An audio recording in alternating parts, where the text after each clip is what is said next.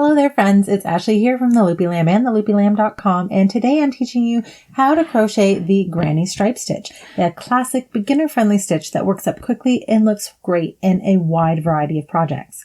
Whether you want to make a cozy blanket, a colorful scarf, or even a stylish cardigan, this stitch is a must-have in your crochet toolbox. Today I'll take you through each step stitch by stitch so you can master the granny stripe stitch with confidence. To follow along with today's tutorial, you'll need some yarn in any weight and an appropriately sized crochet hook. I'm using a worsted weight yarn and a 6mm or J crochet hook. If you love crochet tutorials, be sure to hit that like button and subscribe to this channel and turn on notifications so you never miss a new video. And let me know in the comments, what project are you planning to use the granny stripe stitch for? So let's hop on into learning how to crochet the granny stripe stitch.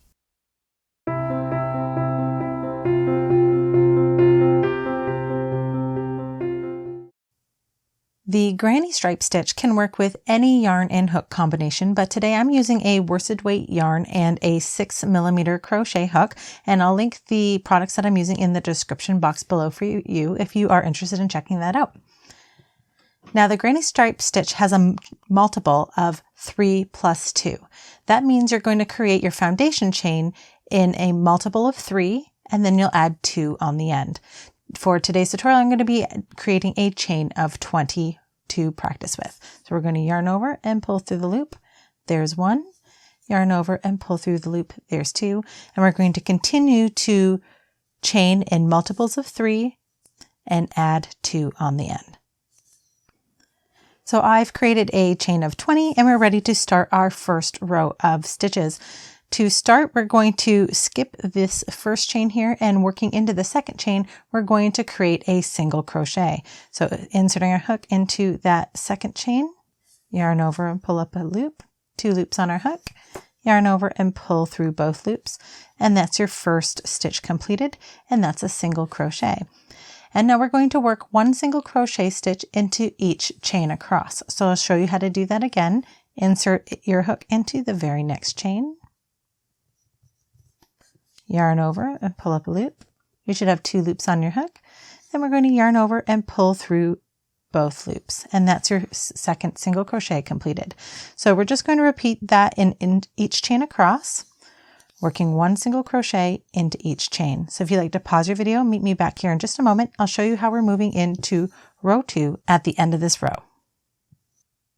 And now we're starting into row 2. To start row 2, we're going to chain 3. So we're going to yarn over and pull up a loop. There's 1.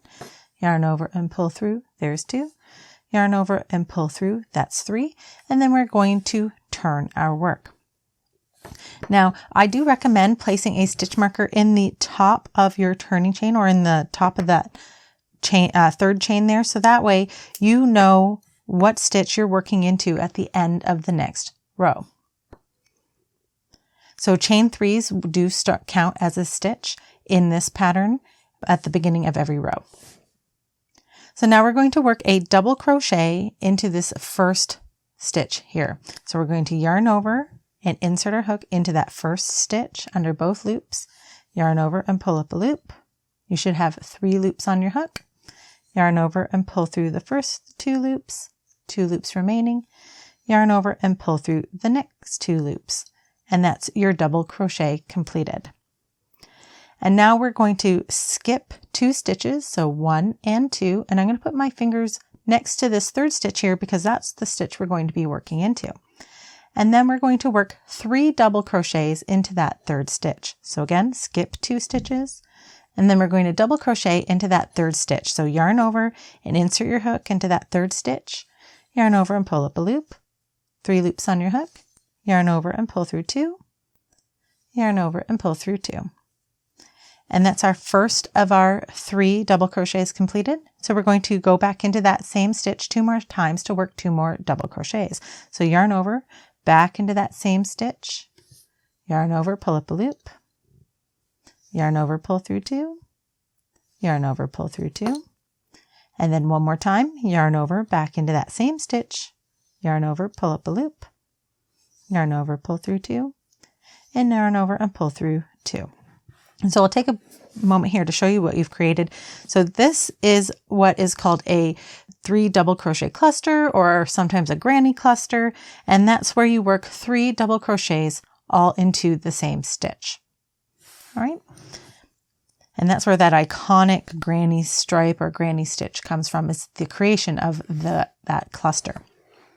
So now we're going to skip 2 stitches and we're going to work another granny cluster into this 3rd stitch. So yarn over into that 3rd stitch, yarn over, pull up a loop, yarn over, pull through 2, yarn over, pull through 2. All right, we're going to do 2 more double crochets back into that same stitch. And one last time.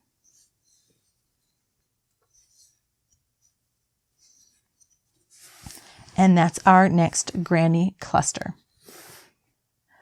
So now we're going to skip 2 stitches and work a granny cluster into the 3rd stitch. We're going to repeat this pattern of skipping 2 stitches, working a granny cluster into the next stitch until there are 3 stitches remaining in our row to be worked. So if you'd like to pause your video, I'll meet you back here in just a moment when there are 3 stitches left to show you what we do next.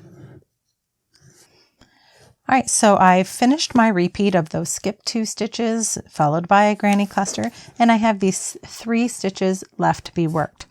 And how we're going to finish this row is we're going to skip 2 stitches, and then we're going to work 2 double crochets into the top of that last single crochet.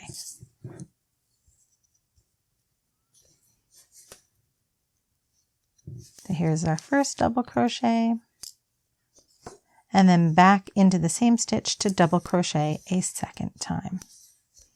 So at the end of row 2, this is what your piece should look like. 2 double crochets at the beginning, followed by the repeat of skip 2 granny cluster, and then another 2 double crochets at the end. And now we're ready to move into row 3. We're going to start row 3 with another chain 3 turning chain. So yarn over and pull through. There's our chain 3, and then we're going to turn our work. So in row 3, we're going to start by working a granny cluster into this space between the 2 double crochets and the first full cluster. So we're going to yarn over and insert our hook into this space. So we're going under the stitches, out the other side, and then we're going to double crochet as normal.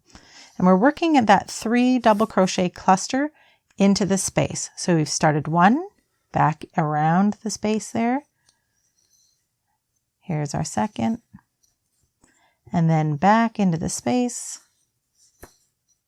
to create a 3rd. All right, and so that's where you're going to start to see the stitches open up the spaces between the granny clusters, which creates that classic granny stripe look. So now we're going to skip the next granny cluster, and we're going to work our next cluster in between the next 2 clusters. So again, we're working into the space underneath the stitches. So into the next space, we're going to work 3 double crochets or a granny cluster. There's 2.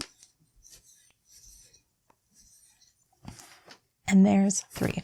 So now what we're going to do is we're going to skip the next cluster and work a granny cluster between the next 2 clusters until you get to the last 2 stitches of your row. So if you'd like to pause your video, I'll meet you back here in just a moment. All right, so I'm back. I'm at the end of my row. I have this cluster here and my last 2 stitches. And what we're going to do is we're going to skip this last full cluster and work a granny cluster between the last full cluster and these 2 double crochets.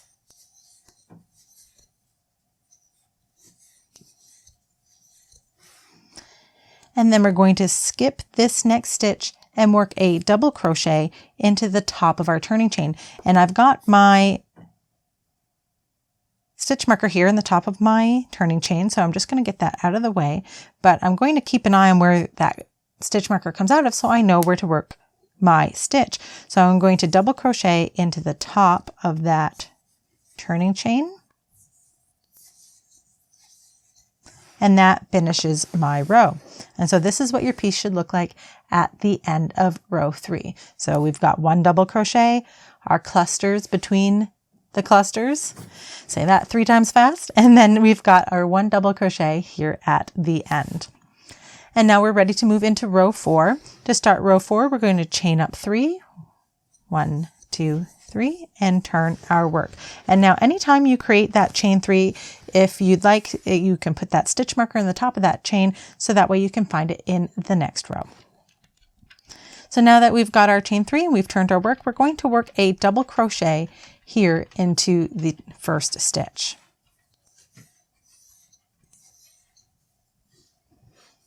So now we're going to skip the first cluster and we're going to work a double crochet in between the next 2 clusters. So we're going to skip this first space and we're going to work into the next space here. We're working that 3 double crochet granny cluster.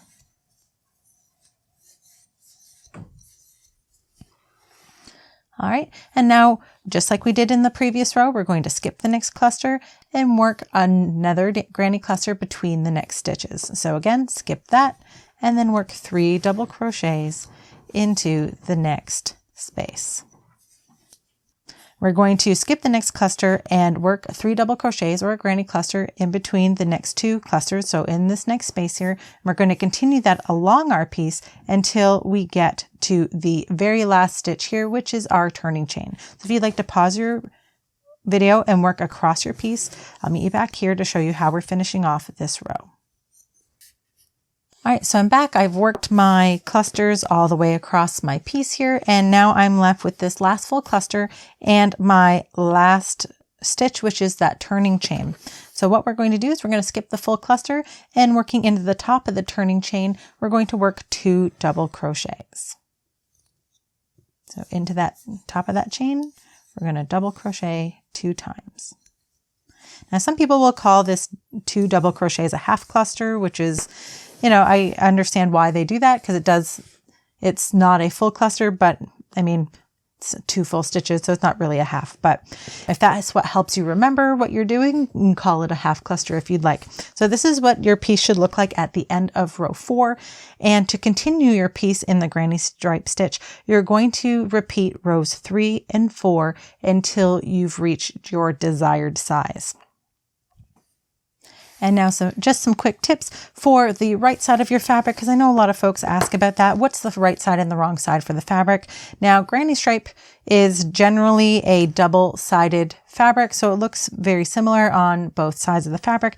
But generally speaking, the right side is their odd numbered rows. So in my case, because I'm right-handed, then the yarn tail will be on the left side of my work. If you are left-handed, then your yarn tail from your foundation chain will be on the right side of your work. And if you would like to count your stitches, you would either count the V's at the top of your work here, and don't forget to include your chain 3 turning chains, as they do count as stitches, but generally in patterns you'll find that they will count clusters rather than stitches because it is faster.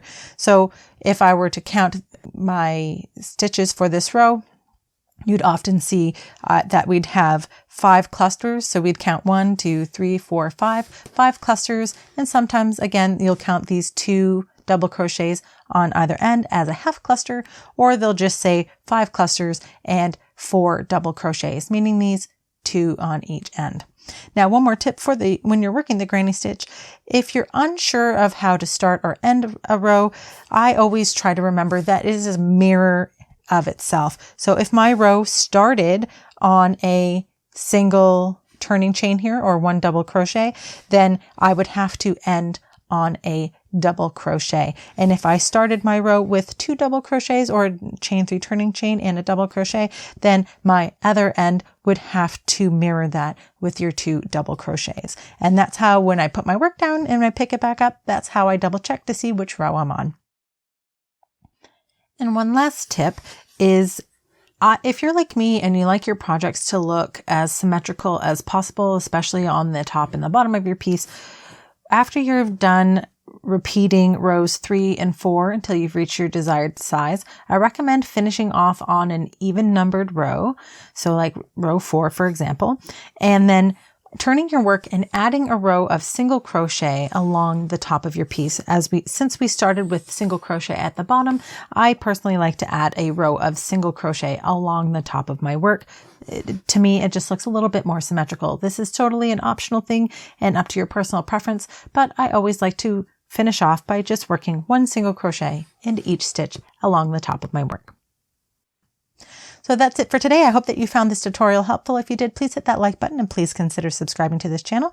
If you like free crochet patterns, please check out my blog, theloopylamb.com, where I've got over 200 free crochet patterns, many of which have step-by-step video tutorials. Thanks so much for watching. Happy crocheting, and I'll see you next time.